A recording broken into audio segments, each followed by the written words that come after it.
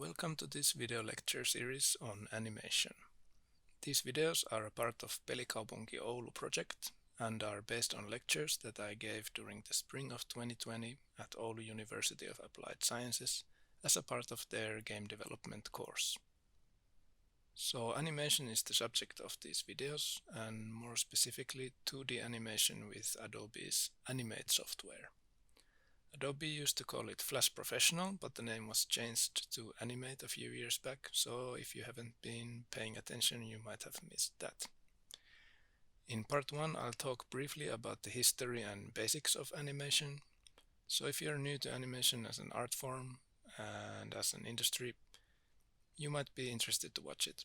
It's going to be very beginner level info though, so if you're already familiar with things like Disney's 12 principles of animation, then you can skip part 1 with a good conscience. In parts 2 and 3 I'll show you around the Animate software. Now I've heard a lot of people still associating Animate with Flash, like those old Flash cartoons and Flash websites that you might remember from the early 2000s internet. Flash used to be a very popular platform, but it's been phased out of use in the last 10 to 15 years. But indeed, Animate itself is still a very powerful animation tool and worth learning in my opinion. So part 2 starts off by going over some of the basic functionality of Animate, the user interface and so on. Basically I'll show you all the main features, so even if you've never used it or even heard of it before, you should be able to get a hang of it enough that you can start making your own little animations.